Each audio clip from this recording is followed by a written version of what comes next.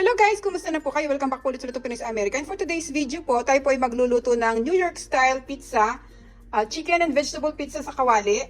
Ito po yung natikman nating pizza sa New York nung nagpunta po kami doon. Kung napanood nyo po yung video namin, napakasarap po niya kaya sinubukan ko po siyang gawin at ngayon po gusto ko po siyang i-share sa inyo. Ito po yung mga kakailanganin natin. Sa cup, meron po tayo dyang fresh na kamatis. Tapos in-steam ko na po itong broccoli. Ito po yung gagamitin nating breaded chicken. Meron tayo dyang green bell pepper, white onion. Ito po yung Colby Jack cheese o yung ating cheddar cheese na may Colby Jack. Tapos ito naman po yung mozzarella cheese. At ito po yung gagamitin kong tortilla. Bali, ano po siya, keto-friendly tortilla at high in fiber po. Ito po yung gagamitin nating pinaka-base po niya o yung pinaka-dough niya. Hindi po tayo gagamit ng dough na ginagamit talaga sa pizza. So, ito po nabili ko lang po ito sa grocery. Pwede nyo po ring subukan. Kung gusto niyo po subukan dahil masarap po siya sa pizza o yung gagamitin natin pinaka-dough ng ating pizza. Para hindi na po tayo magmasa at napaka-healthy po nito. So para lang po sa ating white sauce, ito po yung mga kakailanganin natin. Meron po tayo dyan black brown pepper, parmesan cheese, all-purpose flour, fresh milk, at saka po yung ating butter. Okay guys, mag-check nyo lang po sa description below lahat po ng mga kailangan natin sa susulat ko po lahat doon sa mga bago po sa aming channel. Sana po mag-subscribe kayo sa Luto Pinoy sa America. Mag-umpisa na po tayo sa ating pagluluto. Pero by the way guys, ito palang breaded chicken na to, binili ko po sa Costco. Ito po yung chicken breast na breaded na nakapack. Bali, hiniwa ko lang po siya ng maliliit or square or cube para po ilagay natin sa ating chicken and vegetable pizza sa kawali. Okay, mag-umpisa po tayo. Dahil na-steam na natin itong ating broccoli, so wala tayong kailangan gawin sa ating mga gulay. Umpisan na lang natin gawin yung ating white sauce na ilalagay po natin sa ating pizza mamaya.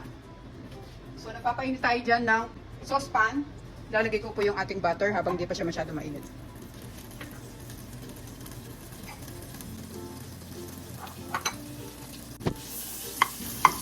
Guys, pag naluto natin itong pizza na to, subukan nyo siya, napakasarap niya. Keto-friendly na at low carb pa. Kung gagamit kayo ng tortilla na kagaya ng ginamit ko. Marami nabibili naman na sa grocery ngayon yung mga low carb na tortilla or kahit mga tinapay or yung mga bread na ginagamit nila. May mga low carb din na nabibili. Para healthy yung pizza nyo. So dito sa ating butter, sama ko na yung ating all-purpose flour.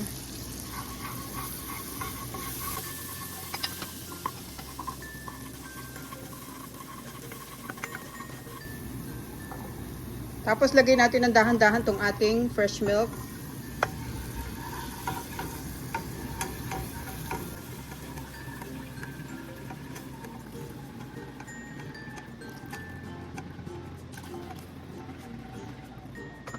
Habang hinihintay natin siyang kumulo, lagyan ko lang siya ng konting black ground pepper.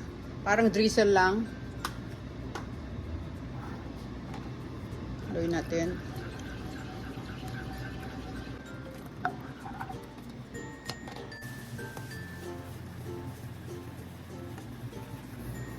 Ngayon medyo kumukulo na siya, pwede natin ilagay yung ating parmesan cheese.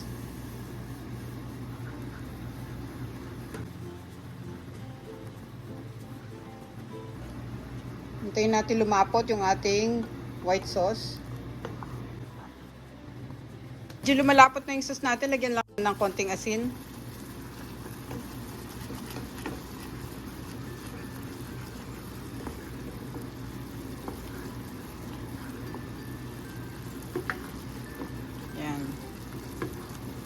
Off na natin yung stove guys. Tapos palamigin lang natin siya ng konti bago natin lutuin yung ating pizza.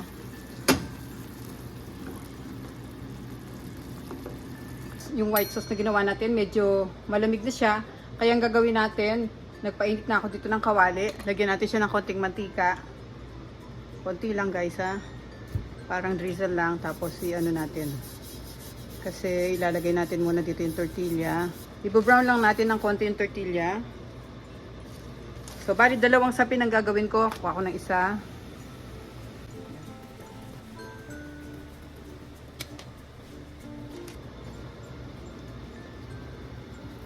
Parang 1-2 minutes lang. Parang i-brown lang natin kagaya nito. Para pag nilagay natin mamaya yung mga toppings natin, hindi agad siya masunog sa ilalim. Tapos doble yung gagawin natin, bali dalawang tortilla ang ilalagay ko. Pero papakita ko sa inyo kung paano yung paglalagay natin ng cheese. So ito yung pangalawa.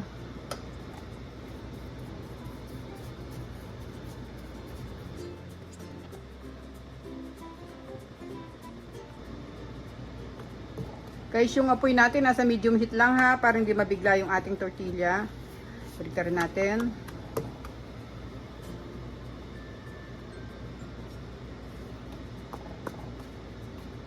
Yan.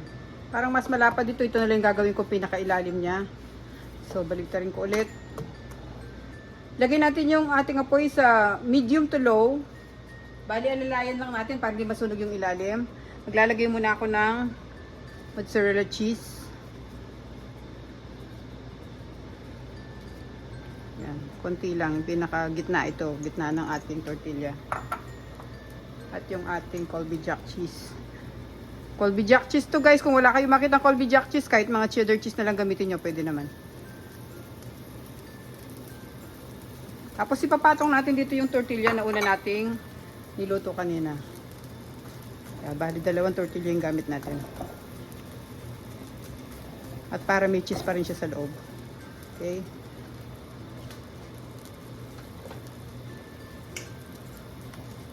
And balik rin natin ulit to. Yan. Yung ating apoy guys ha, nasa medium low lang. Medium to low. Ngayon lagyan na natin siya ng white sauce.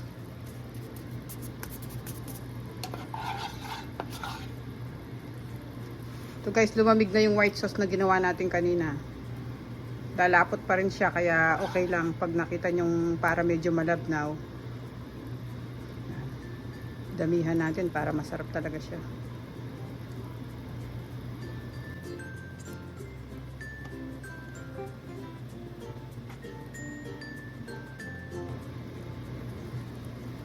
Yan, okay na yan. Tapos, lagyan na natin siya ng cheese.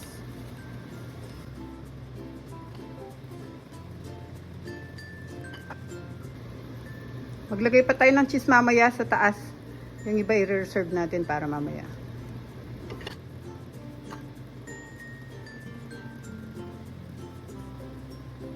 Ngayon, lagyan na natin siya ng sibuyas.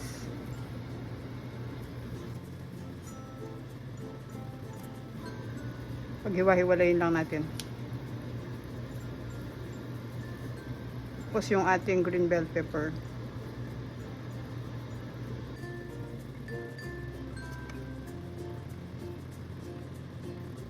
Sunod natin yung kamatis.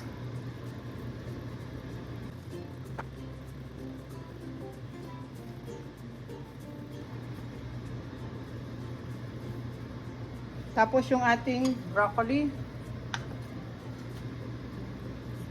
Sarap nito guys, oh.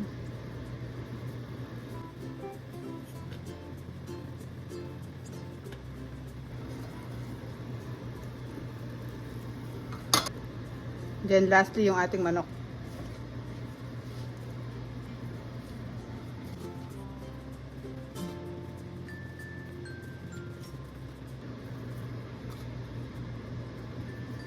Damihan ko yung manok natin kasi para mas masarap siya. Malabas na tunaw na yung cheese. Hinaan lang natin yung apoy guys ha, para hindi masunog yung ilalim. Yan, sarap, dagdagan natin yung chicken. Tapos patungan ulit natin siya ng cheese, pa-flatten ko lang para maano siya. Hindi siya masyadong malaki, laking tingnan. Okay. Lagyan na natin siya ng cheese sa taas, mozzarella.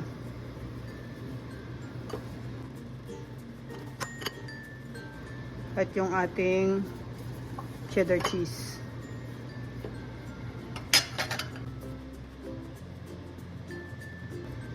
Yan, okay na yan guys.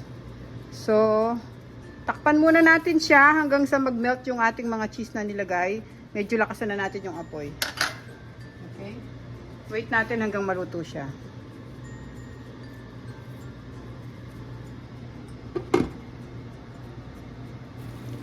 Ngayon guys, nagme-melt na yung ating cheese. Pwede na nating i-off yung ating stove, pero hindi muna natin siya bubuksan para mag-melt pa yung mga nasa pinakaitaas niya. Ayan na siya, oh. I-off na natin siya. At hintayin natin yung 5 minutes bago natin siya buksan. Kaya muna natin siya dito sa kawali. Okay guys, buksan na po natin yung ating chicken and vegetable pizza. New York style. Yan. Sarap-sarap po niyan guys. Medyo tulak lang natin ng konti yung mga cheese na na-melt sa gilid. At ilalagay po natin siya dito sa pizza tray.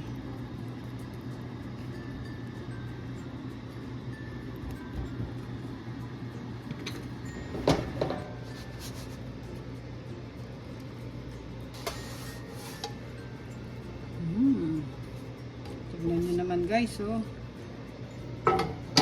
Ayan.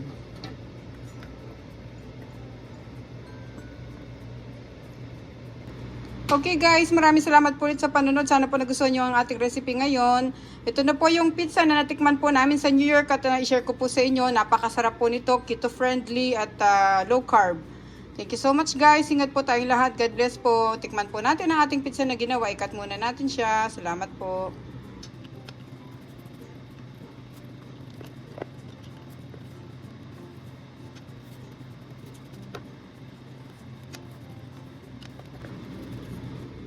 Kain tayo guys.